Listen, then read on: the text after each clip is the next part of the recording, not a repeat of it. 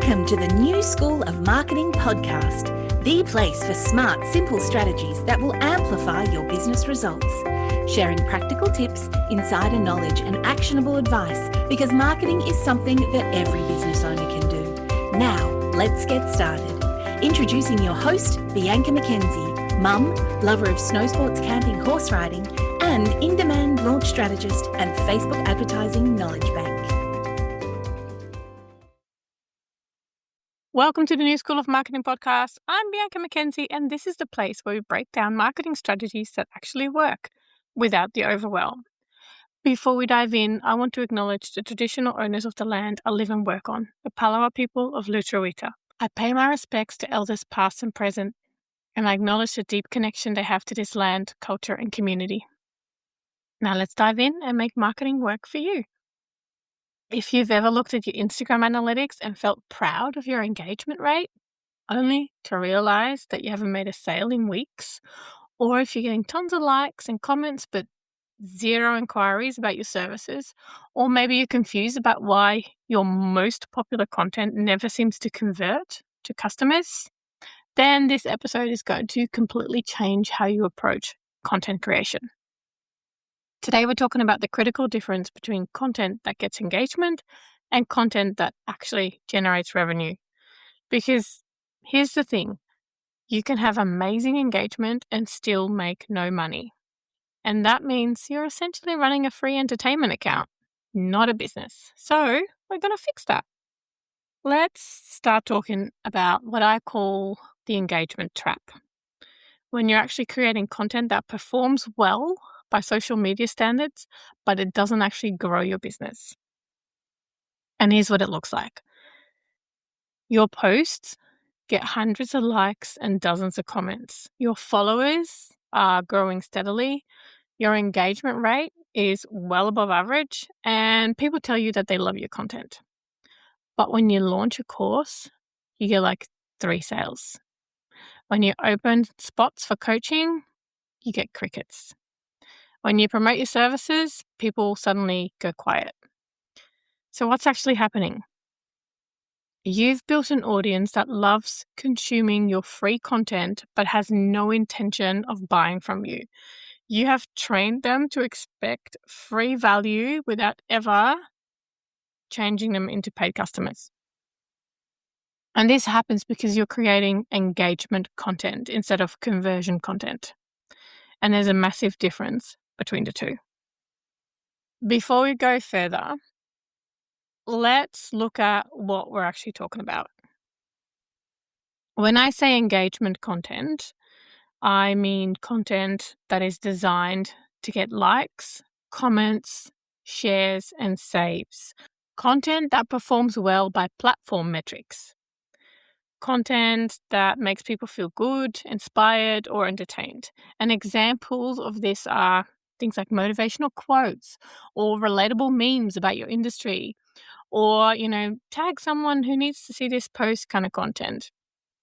Like a whole list of tips without like any depth. Behind the scenes personal content that is unrelated to your offer or your business, or, inspirational stories with no call to action. So that's engagement content. Conversion content is content designed to move people towards a purchase decision. Content that educates people on their problem and then positions your solution. Content that qualifies your audience and attracts buyers. And examples of this are content that identifies specific problems that your offer solves, frameworks or methodology previews that show your expertise, case studies showing transformations, content that addresses objections to buying, and educational content that really creates demand for your solution, and also clear invitations to work with you. Here's the key. Both types of content have a place in your strategy. But if you're only creating engagement content, you'll have great metrics but no revenue. Let's talk about why popular content often doesn't generate sales. The first reason is that it attracts the wrong audience. Motivational content attracts people who want to feel inspired, not people ready to invest in solving their problem. Entertaining content attracts people who want to be entertained, not people who are looking for a solution.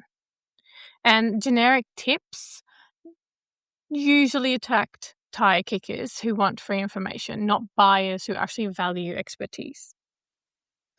Reason number 2 is that it doesn't create urgency or desire. Engagement content makes people feel good in the moment and then they scroll on.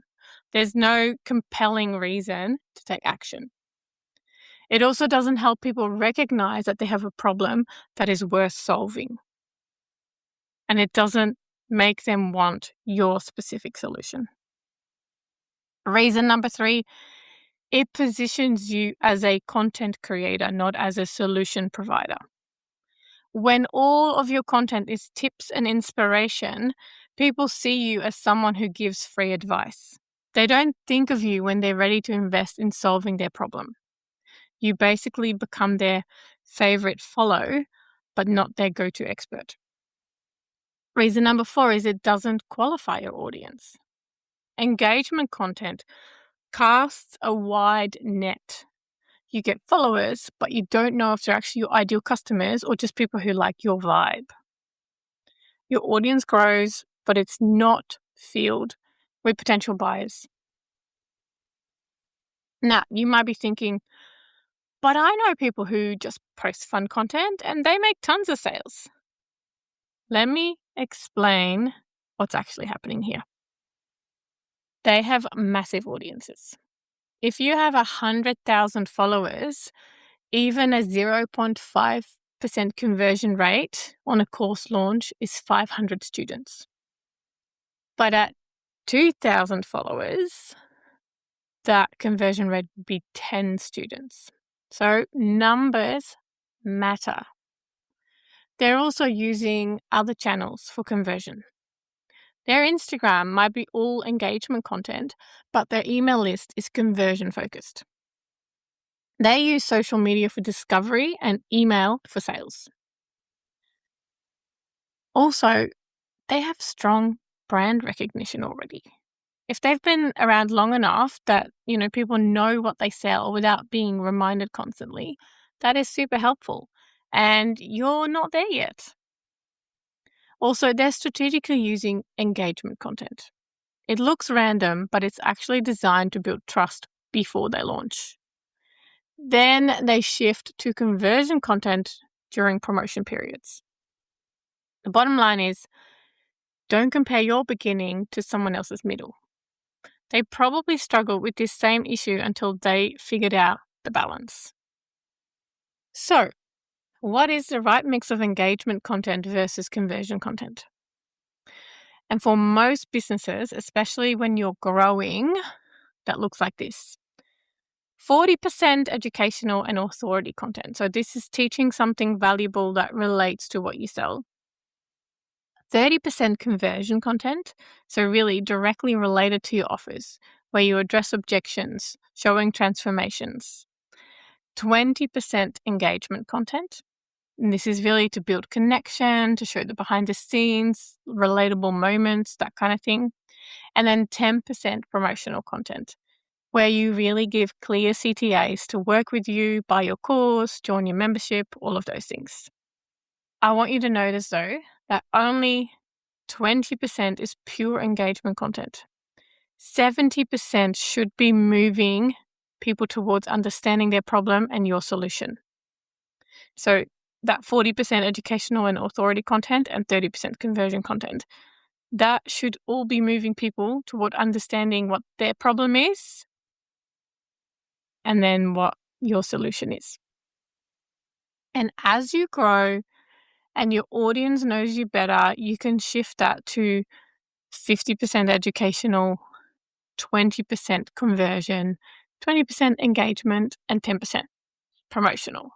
But when you're building, you need more conversion-focused content to actually generate sales. Otherwise, people don't know that they can work with you. You're not just there to give out free advice. So let's get specific about how to create content that actually drives revenue. Conversion content strategy number 1 is problem identification. You need to help people recognize that they have a problem worth solving. So, for example, if you're a course creator, instead of saying 5 tips for better productivity, you can try saying, if you're working 50 plus hours a week but still feel behind, your problem isn't time management, it's priorities. And here's how to tell the difference. Can you see the difference? Like, rather than saying 5 tips for better productivity, you're actually helping people find out that there is a problem. And this content helps someone realize their real problem, which, your course solves, instead of just giving them quick tips that they'll forget. Conversion content strategy number 2 is framework preview. Share your methodology or your framework, but not the complete implementation. So, for example, if you're a coach, instead of saying, how to set goals, you can share your framework. And your framework is the CLEAR framework, CLEAR, as in, using that word. And you can say, try the CLEAR framework. I use it with clients. Compelling, linked to values, evidence-based, actionable, and reviewed weekly. And those letters make up CLEAR. So actually showing and sharing your framework positions you as having a system which shows that you have expertise, and it gives them a taste without giving everything away.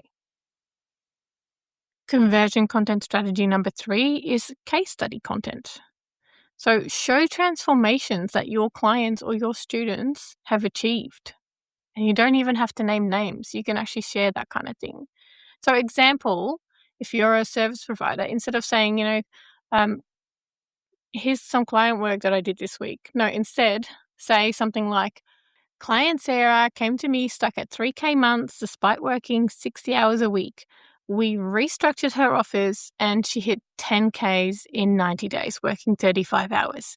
Here's what we changed. Using something like this shows what's possible, and it also positions your service as a vehicle for that transformation. Conversion content strategy number 4, objection handling. Address the reasons people don't buy without them having to ask. And this is literally where your FAQs often come in, because people will have objections. And yes, you can have a call with them and they can ask the things, but a lot of people won't do that. So if you're a membership owner, instead of, saying, join my membership, blah, blah, blah, you can try saying, I don't have time for another membership all the time. Here's why my members spend less time on marketing after joining, not more. You see the difference? It's going to move people closer to buying by removing their mental blocks. Conversion content strategy number 5, demand creation. You need to help people understand why they need what you offer. So here's an example for a course creator. Instead of saying something like, my course teaches email marketing, because, boring, right? Change that to saying, if you're relying on social media, you're building on rented land. Here's what happened to 3 businesses when Instagram changed its algorithm. You see the difference? This creates desire for the solution, which in this case is email marketing, before you even mention your course. It's not just about topics, it's about how you frame them. And I want to show you the difference. If we're using engagement content framing, you would say something like, feeling overwhelmed by your to-do list? Remember, you're doing amazing. Take a deep breath and tackle one at a time. And this will get you likes because it's comforting, but it doesn't help anyone, or it doesn't position you as a solution either. Like, it feels warm and fuzzy because, it's engagement content, but it doesn't do anything. If you used conversion content framing, here's what we would say. Feeling overwhelmed by your to-do list? That's a symptom of a deeper problem. You're treating all tasks as equally important. Here's the framework I use with clients to identify what actually matters and what to delete entirely. You see the difference? It educates, it shows expertise, and it positions you as someone who can help solve a real problem. It's not just warm and fuzzy. Engagement content soothes. It makes someone feel, better. Conversion content educates and positions. So let's do a quick audit of your recent content right now. Look at your last 10 posts, and I want you to categorize each one. We're going to look at engagement, educational, conversion, and promotional, because, that's what we talked about earlier on in terms of division. So look at your posts and see if they're engagement content, which, makes people feel good, but it doesn't really relate to your offers or help them recognize a problem. Educational content, which teaches them something valuable that relates to problems you solve. Conversion content, which directly addresses problems that you solve, shows a transformation, or it handles objections. And promotional content is literally a clear invitation to work with you or buy from you. Now, look at the 10 posts, put them in the categories, and then tally them up. If you have, 7 to 8 engagement posts and one to 2 of everything else, you found your problem. If you have 8 or 9 educational posts but 0 promotional, you're not asking for the sale. If you have balanced content but 0 revenue, the issue might be your offer or your conversion path, not your content. So doing this little audit is going to tell you what to adjust. Now, let's create a content plan that actually generates sales. You might want to grab pen and paper for this, or if you're driving or whatever, you might have to do this a little bit later. All right, week number 1, we're going to focus on educational and problem identification content. So I'm going to do 3 posts. I'm going to just keep it easy for you, like no overposting, 3 posts. Your first one is to teach something valuable. So it's an educational post. Post number 2, I want you to help identify a deeper problem. So this is a conversion post. And then post number 3, I want you to share a behind the scenes moment, an engagement post. Then week number 2, we're going to focus on authority building and social proof. So post number 1, I want you to share your framework or your methodology, which is a conversion focused post. Post number 2 is a case study or a testimonial, again, conversion focused post. Then post number 3 is your perspective on an industry topic, and this is an educational post. And then in week number 3, we're going to focus on objection handling and an invitation. So post number 1, address a common objection, and this is a conversion post. Post number 2, share a transformation story, again, conversion focused. Post number 3, a clear invitation to work with you, a promotional post. Going all in. Then week number 4, value and connection. So post number 1, some, deep educational content. Then post number 2, a relatable moment or a story, which is an engagement type of content. And then post number 3, a preview of your offer's value. And that's a conversion focused. I want you to notice the pattern. Every week has mostly conversion or educational content with engagement sprinkled in, because you're consistently moving people towards understanding their problem and your solution.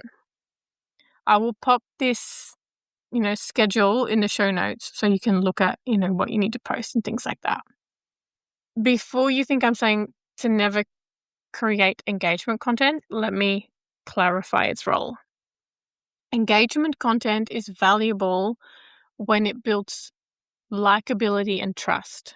People need to like you before they buy from you. So some connection content will help with that. It's also valuable when it keeps you top of mind. When someone's, having a rough day and your relatable post makes them smile, They remember you. It's also valuable when it balances the promotional content. If every post is, buy my thing, people are going to tune out. And engagement content is going to provide some breathing room. And it's also valuable when it shows your personality. Buyers want to know who they're actually working with, and some personal content helps them feel connected. But engagement content should support your conversion content, not replace it. Think of it like, seasoning. It's going to spice up your meal a little bit, but it can't be the whole meal, right? So if you've built an audience on mostly engagement content, here's how you can switch that without losing them completely. Firstly, you need to gradually change the ratio.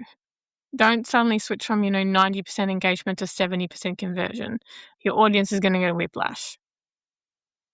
So literally just scale it back little by little, just a little bit. Step number 2 is educate your audience on the shift. So say something along the lines of, hey, I've loved sharing, and then, whatever content you're sharing with you, I'll still do that, but I'm also going to start sharing more about, and then whatever problem you solve, because I realize many of you are struggling with this and I can help. So literally just tell them, take them on the journey. The next step is to connect engagement content to your expertise. So when you do post engagement content, occasionally just tie it back to your offers. So say something along the lines of, behind the scenes of my morning routine, and you can end it with, this is why I teach my core students to batch content. Mornings are for creative work, not scrambling to post, whatever. Tie it back to what you're already doing. Step number 4 is watch your metrics. You might lose some followers, and that means that they're only there for the entertainment, and that's okay. They weren't going to buy anyway. You might see lower engagement initially, and that is okay too, because you're attracting a different audience now. You should start seeing more meaningful conversations and inquiries, and that's the signal that you're on track. But give it time. It's not going to happen overnight. Now, let's make sure that your content is actually connected to your sales process, because your content should lead somewhere specific. Every piece of content or conversion content should have a next step. Either something like join my email list, download a resource, book a call, watch a masterclass, something that moves them closer to buying. It also should address stages of awareness. Some of your content should be for people who don't know they have a problem. Some of your content should be for people who know they have a problem, but they're not aware of solutions. Some content should be for people who are comparing solutions, so they're problem aware and solution aware. And some content should be for people who are ready to buy. Your content should also support your sales conversations. When someone books a call with you, they should already understand their problem and your approach and why you're different, because your content has educated them. And your content should create demand for your offers. If you sell email marketing courses, your content should make people realize they need email marketing and they want to learn it. So here's your test. Can you draw a line from your content to your sales? If someone consumes your content for a month, are they more likely to buy from you? And if not, your content isn't conversion focused enough.